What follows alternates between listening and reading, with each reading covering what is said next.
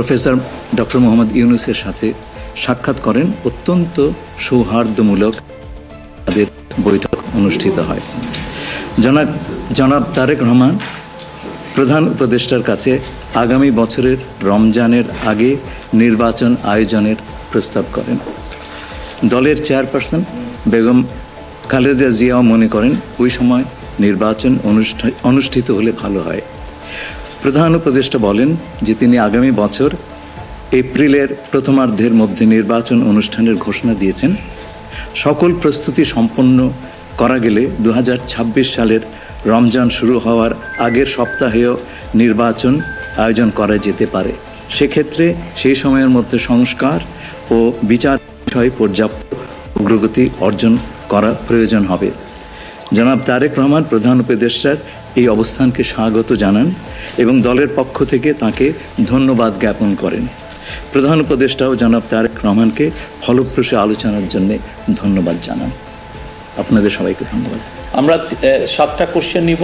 আপনারা কোশ্চেনগুলো করবেন হচ্ছে আমাদের national security adviser doctor Khalilur Rahman এবং বিএনপির স্ট্যান্ডিং কমিটির মেম্বার আমির খসরু মাহমুদ চৌধুরী।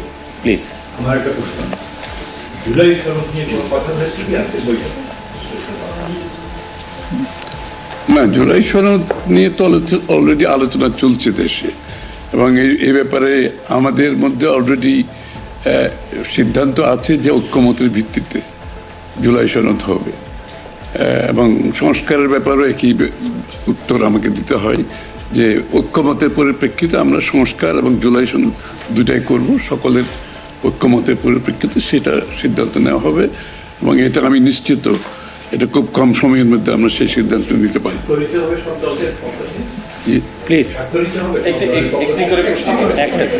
হ্যাঁ, ঐক্যমত যেখানে হবে স্বাভাবিকভাবে ঐক্যমতের পরিপ্রেক্ষিতে যে সিদ্ধান্ত হবে স্বাক্ষরিত তো হবেই, না হওয়ার কোনো কারণ তো নেই। যেটি বারবার যে কথাটি বলা হচ্ছে যে নির্বাচনের একটি সঠিক তারিখ নির্ধারণে আসলে সমস্যাটা কোথায়? একটি সঠিক তারিখ সুনির্দিষ্ট তারিখ, এর কোনো সমস্যাই নাই। আমরা কোনো সমস্যা দেখছি না। কেউ দেখলে পরে এটা ভুল দেখছেন। নির্বাচনের সম্পর্কে আজকে যৌথ বিবৃতিতে আমরা বলে দিয়েছি দুপক্ষই, এবং নির্বাচন কমিশন আমরা আশা করব শীঘ্রই একটা তারিখ ঘোষণা করবেন। শুধু কি নির্বাচনের কথা হচ্ছে নাকি দেশের রাজনৈতিক পরিবেশে অন্যান্য বিষয়ের কথা? সব বিষয়ে আলোচনা তো হবে, স্বাভাবিক। আমরা তো নতুন বাংলাদেশ গড়ার প্রত্যয় নিয়ে সামনের দিকে এগোচ্ছি। সবাই আমরা চাই দেশ গড়ার যে প্রত্যয় আমরা নিয়েছি, আমরা ঐক্যবদ্ধভাবে সেই কাজটা করব। শুধু নির্বাচনের আগে নয়, নির্বাচনের পরও বাংলাদেশ গড়ার যে প্রত্যয় নিয়ে আমরা সবাই ঐক্যমত হয়েছি, সেটা আমরা সামনের দিকে এগিয়ে নিয়ে যাব। সংস্কার নিয়ে যে দীর্ঘ আলোচনা হচ্ছিল, সেই সংস্কার বিষয়ে বিএনপির পক্ষ থেকে বা তারেক রহমান সাহেবের পক্ষ থেকে আপনারা কিভাবে রিঅ্যাক্ট করেছেন? যে আবার আমি শুনি যে সংস্কার নিয়ে যে বর্তমান সরকারের যে একটা বিশাল রূপরেখা তৈরি হয়েছে, একটা বিশাল তালিকা, সেই তালিকা নিশ্চয়ই আজকে আপনাদের সামনে উপস্থাপন করা হয়েছে। এই সংস্কার বিষয়ে আপনাদের মতামত কি? বিএনপি কিভাবে সেটাকে? না, এটা তো পরিষ্কার। এটা এখানে না বোঝার কোনো কারণ নাই। বিষয়টা হচ্ছে সংস্কার।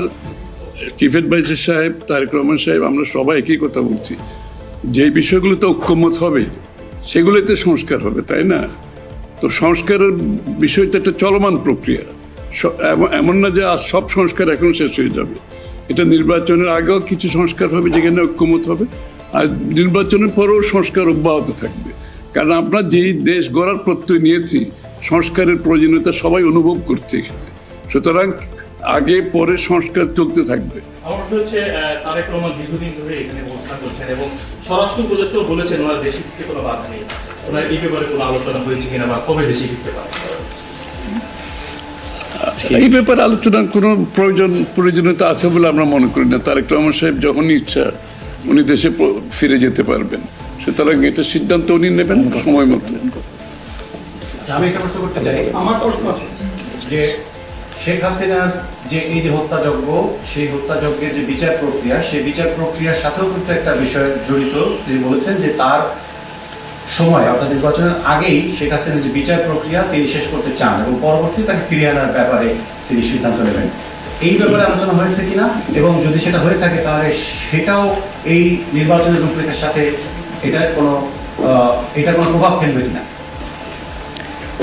যৌথ বিবৃতিতে এর উত্তর দেওয়া আছে। সংস্কার এবং বিচার দুই বিষয়ে পর্যাপ্ত অগ্রগতি কথা বলা হয়েছে, এবং আমরা মোটামুটি কনফিডেন্ট যে এই অগ্রগতি আমরা নির্বাচন আগেই দেখতে পাবো, সম্পন্ন করা যাবে। রাজনৈতিক দল এনসিপি নির্বাচন কমিশন সংস্কার ছাড়া নির্বাচনে যাবে না বলে ঘোষণা করেছে। এই ব্যাপারে এখানে আলোচনার কোনো সুযোগ আছে বলে আমি মনে করি। এটা কি হয়েছে? সকল দলের সম্মতিক্রমে নির্বাচনটা অনুষ্ঠিত হবে, আমরা সেরকমই চাচ্ছি। নির্বাচন কমিশন এই নির্বাচন কমিশনের অধীনে নতুন রাজনৈতিক দল নির্বাচনে যাবে না বলছে, নিয়ে কোনো আলোচনা হচ্ছে? এটা ওনাদেরকে জিজ্ঞেস করেন। এটা যার প্রত্যেকটি দলের নিজস্ব মতামত আছে, তবে আমরা সকলকে নিয়ে নির্বাচনটা করতে চাচ্ছি। আচ্ছা, তাহলে কি আমরা বলতে পারি যে এপ্রিলে যে ঘোষিত যে নির্বাচনের রূপরেখা, তাহলে সেখান থেকে সরকার কিছুটা সরে আসতে চাচ্ছে বা আসবে? যৌথ ঘোষণায় এই বিষয়টি সুস্পষ্টই বলা আছে। আপনারা শুনেছেন, যদি সকল কাজ সময় মতো আমরা করতে পারি এবং বিচার ও সংস্কারের ব্যাপারে পর্যাপ্ত অগ্রগতি হয়, তাহলে নিশ্চয়ই সেটা করা যেতে পারে। এখানে আমি একটু অ্যাড করি যে ইয়ের সাথে, যে মিটিংটা প্রথমে আমাদের দুই সাইডের ডেলিগেশনের সাথে হয়েছে এবং পরবর্তীতে 1 to 1 ওনারা দুজনে দীর্ঘ সময় আলোচনা করেছেন। আপনারা কি সন্তুষ্ট?